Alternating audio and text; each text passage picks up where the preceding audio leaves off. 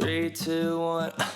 Arguing again, arguing about something so simple. Make it clear, tell me why you're running back to him.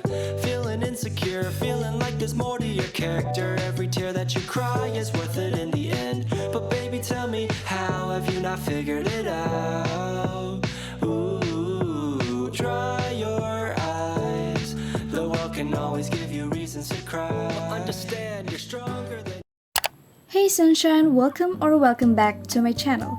In this video, we'll talk about 4 essential tools you need as a student and how to use them effectively. So whether you are in junior high school or senior high or even in college, I'm pretty sure that this video will help you in your study sessions. Keep watching until the end of the video for a bonus tip, a study tool that we students should ideally have so that we could make our readings more enjoyable. First on the list is a focus timer. This could be a physical timer such as this one or an application in your phone. Using a focus timer forces our brain to really concentrate on the task at hand and remain accountable of the time we are spending. You can download a variety of study timers in Google Play Store such as Forest, Focus To Do, and Study Bunny. The Forest app is widely known for its great focus features that really help you to get your things done. Whenever you want to focus, you will plant a tree on the app. Your tree will grow while you focus on your work. Leaving the app halfway will cause your tree to die. With Forest, you can also track the number of hours you have spent focusing daily, weekly, and even monthly. Seeing your forest grow is a great way to motivate yourself to keep going and finish your remaining tasks. Another reason why focus timers are essential is because it helps us to avoid the dangers in the Parkinson's law. The Parkinson's law is a productivity principle which states that work expands to fill the time allotted to its completion. If you want to be effective and efficient in doing your tasks, studying, or reviewing for your exams, you should set a deadline. Set a specific time on when you will be focused studying your lessons and also time for break or relaxation. One way of doing this is through the Pomodoro technique. The Pomodoro technique is a famous studying strategy in which you alternate focused work sessions with frequent short breaks to promote sustained concentration and eliminate mental fatigue. To do this, you set a 25-minute time on your focus timer and start studying. Then after the 25-minute time, you give yourself a 5-minute break.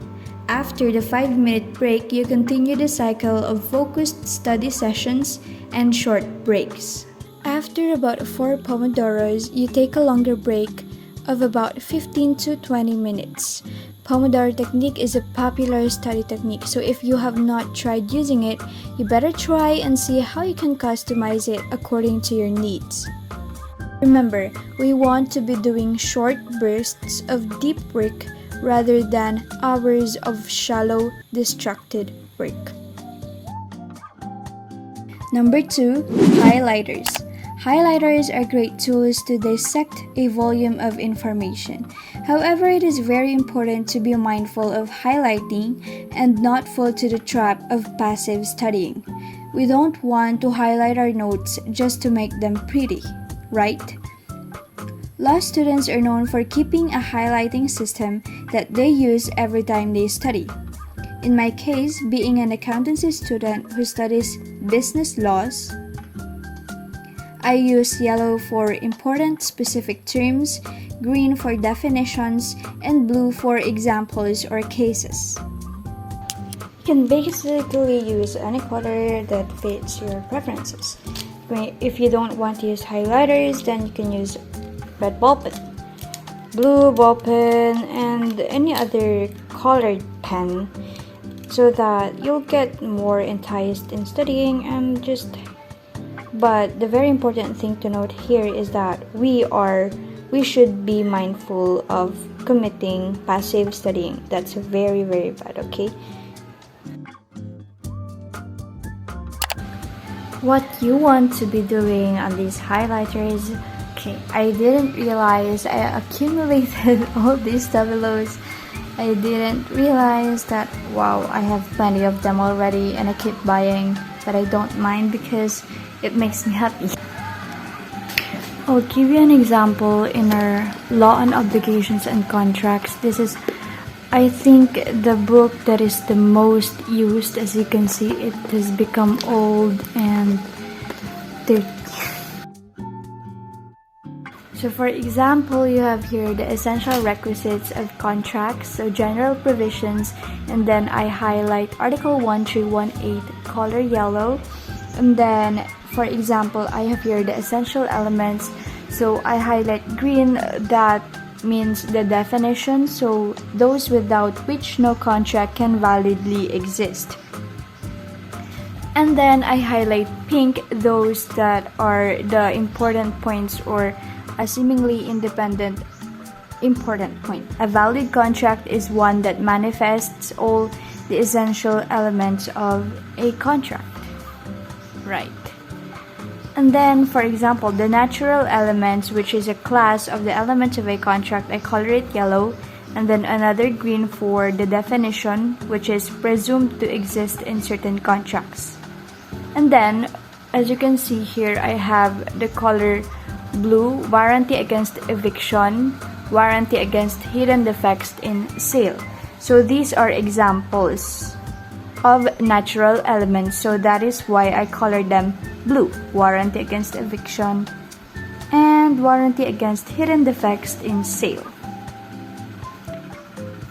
Another one here is accidental elements, so the particular stipulations, clauses, terms. Sometimes when I don't want to highlight, I just used a red ball pen, but I still highlight some. For example, I color this green, so accidental elements pertain to or means that they exist only when they are expressly provided by the parties, so that means the accidental elements.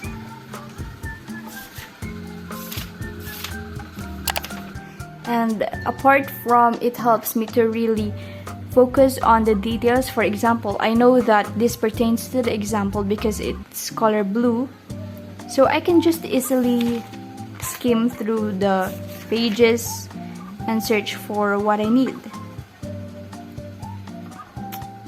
Another orange for a main idea, nature of violence or force. Another green, well, I highlighted really the entire paragraph, but you know, it helps, it really helps. Pink, customers are expected to know how to take care of their concerns and to rely on their own independent judgment. If you are a visual learner, this can be very helpful for you to retain information. If you want to know more about memorization techniques, please leave a comment below, as I'd love to share how I easily memorize information. Number 3, post-its or sticky notes. I have plenty of sticky notes on my study desk as they are very helpful every time I study. You can use post-its in different ways. For me, when I'm starting to read a chapter, I first create an outline of the titles of each paragraph so that I have the backbone of the information which I will be studying. Then, I cross them out every time I finish understanding that particular part. Post-its are also a great way for you to summarize key ideas from what you are reading and just paste it in your book so you won't need to read the entire chapter anymore if you need to review for an exam. Similarly, they are also convenient if you want to answer certain chapter tests to check your understanding of the lesson. This will save you time by not needing to pick your notebook anymore or a sheet of paper just to write your answers. You can also use post-its when you want to remove something that distracts you, such as a thought or a thing to do when you are in the middle of a serious review session. You can quickly just write that thing on the sticky notes and immediately go back to studying. After your study session, then you are free to attend to the distractions you have written on this sticky note. Number 4, planner. You need a planner. For me, having a planner is the first step to being organized. Depending on your preferences, you can have a hardbound physical planner or a digital one. There are numerous apps in the App Store that are already well structured. All you have to do is to enter your to-dos, the events in your calendar, and the other more important lists. If you want to be customizing your own digital planner, then you may try creating an account in Notion and get creative in your organization system. Planners will include your study schedule that will keep you on track of finishing your assignments, reviewing regularly for your exams, and passing your activities on time. This is equally powerful in reminding you of your long-term projects, such as a research paper.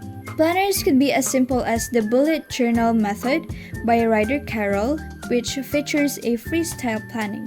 If you want to know more about bullet journal method, you may watch this video and jumpstart your organization system. Guys, if you want to upgrade your academic game, make sure you use a planner. Okay, my bonus for this video is book stand. I super love this book stand. This is just so helpful when you already have a messy desk and have lots of references that you need to study. Remember that health is a critical thing that we should highly consider, and a poor reading position can strain our eyes, back, and neck. Using book stand can help us alleviate the mental and physical stress brought by studying. If you've reached this part of the video, thank you so much for watching. If you have any comments, suggestions, and video recommendations, please leave a comment below. If you like this video, please give it a thumbs up and subscribe to my channel. Don't forget to hit that notification bell to keep you updated of my next videos. Bye!